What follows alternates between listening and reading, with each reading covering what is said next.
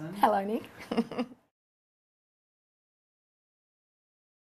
Okay, this has been a passion of mine for a number of years. Playing tennis from a female point of view has been an incredible journey, if you like. Because of all the assets that you get with it, you travel the world, you'll meet people, you'll make friends.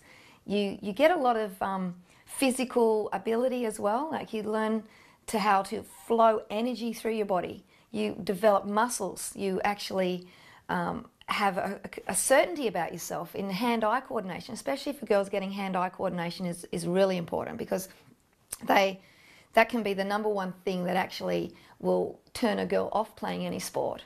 And if they get that fundamental as a young person, and tennis does provide that, then you can play other sports, whether that be soccer or cricket or badminton or table tennis or netball or basketball.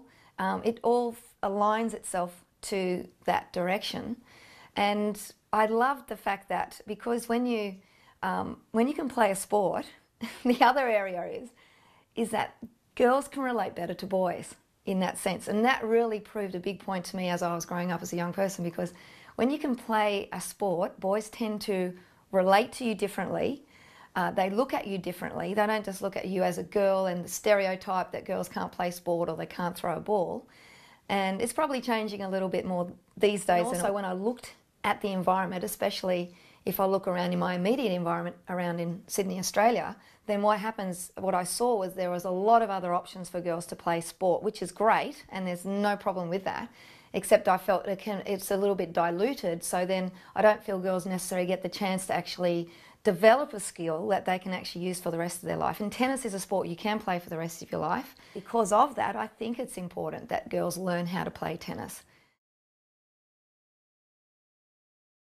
From a teaching point of view, what I truly love is how to get to the simplicity of teaching that in 1 hour that I can have a student completely from one level up a couple of levels by the end of that lesson.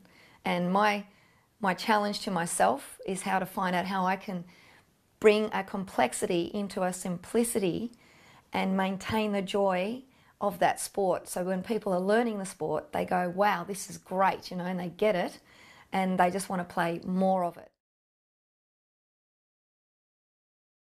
I wake up to an alarm clock and I have my early morning lessons, and then I have lessons in the afternoon. I love to have variety, and so when I get back on the court, I'm really ready to go. So I'm not a worn-out recording machine. Everything when I teach is always in present time. I'm with that person for that whole hour, or however long that lesson is. Yeah, and I'm always constantly learning. I mean, researching and learning, and I never stop. It's just part of who I am.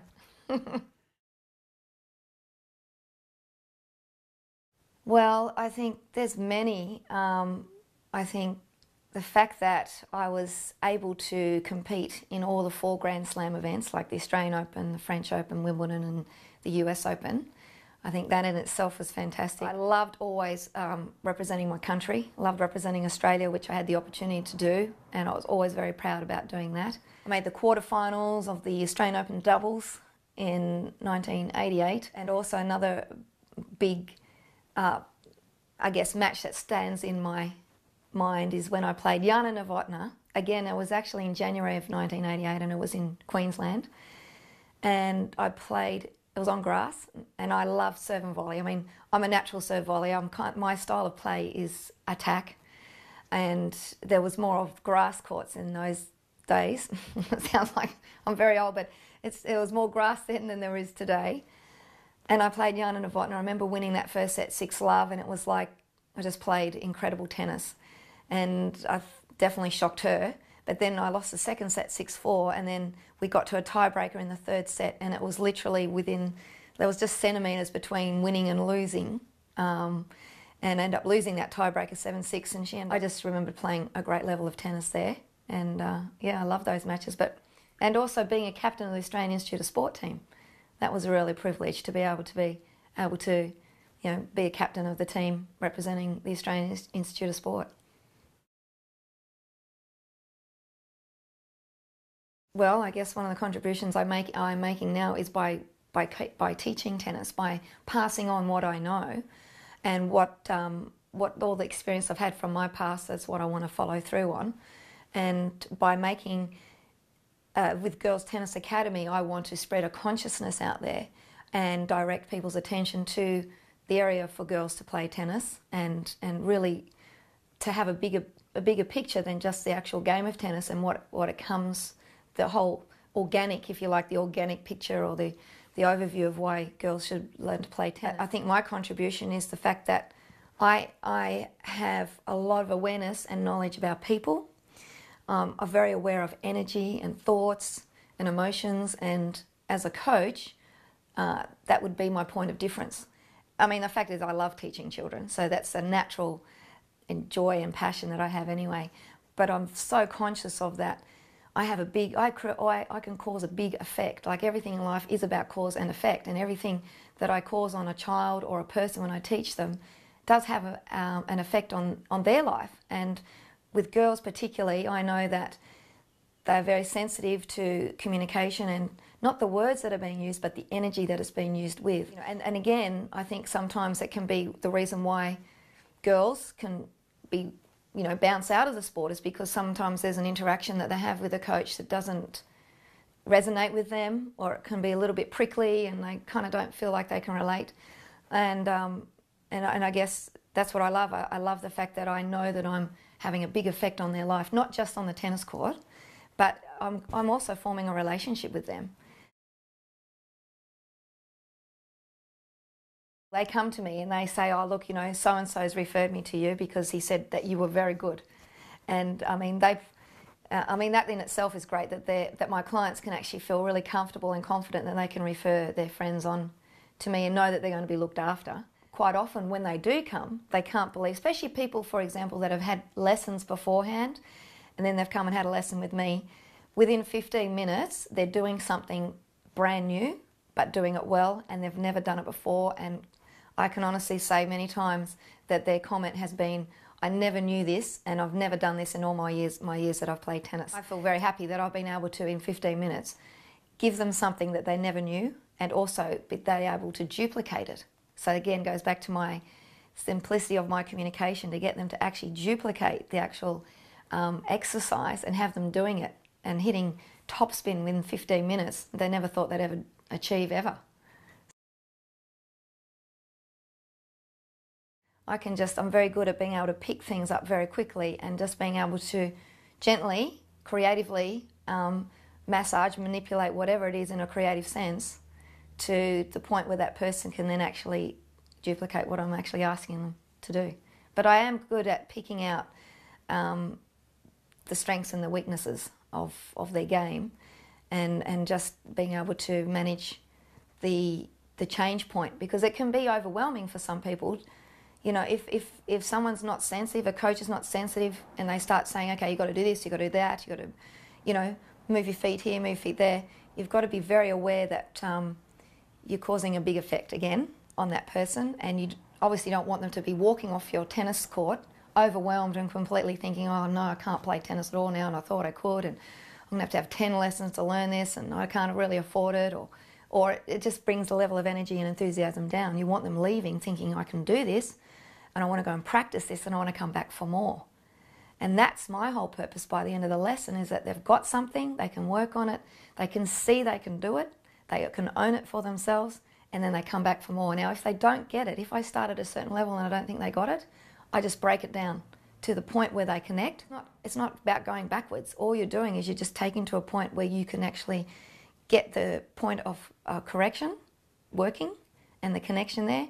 And then from there, it can take 10 or 15 minutes from there just to build it up really quickly. But if you keep persisting at one level and it's not working, then it's like literally hitting yourself against a brick wall. It's not going to happen. You're going to get a headache and it's not going to work. So I think the thing is too, is I care about people. I care about not just their tennis game.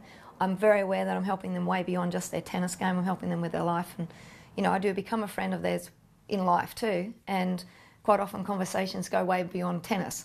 And, and that's great. They're a whole person. They're not just a tennis student.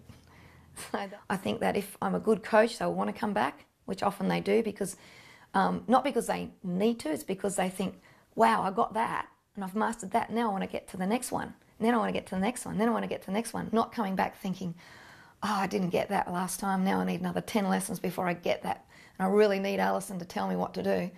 That's not how I want them to finish off. I want them to finish off thinking, I know exactly what I'm going to do, I'm going to practice this and that, and then I'm going to come back, and then I'm going to show Alison, or where I'm up to, and then we can go to the next level, next stage, and that's exciting. That's more of a positive thing. And I think some coaches, funnily enough, can maybe think that they need to hang on to their students because they may not get other people, so they kind of think that they have to make it a complexity in order to think people they need you.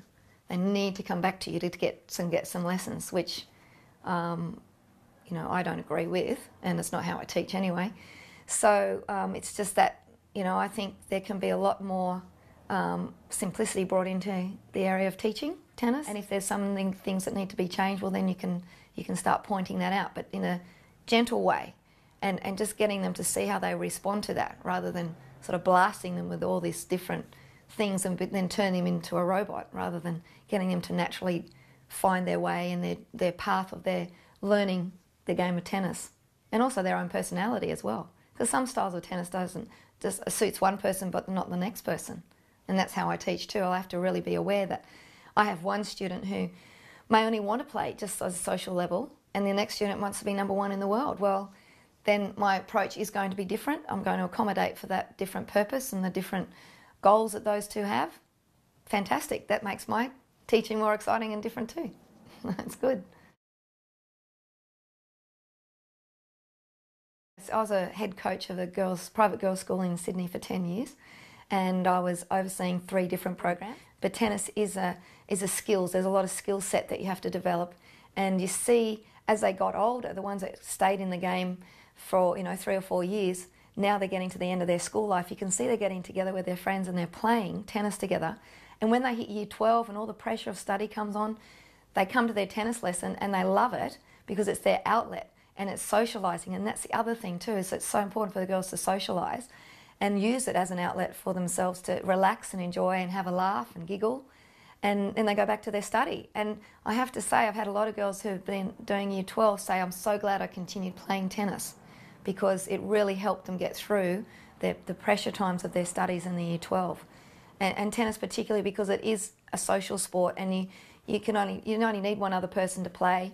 And if you've got a good level of skills that you've developed through the years leading up to year 12, well, you're just going to take those skills on and then on to university as well. And then on to when you travel around the world. This is the message I want to get through to parents as well as coaches, is just really communicating to them about how important it is for girls to learn to play this beautiful sport.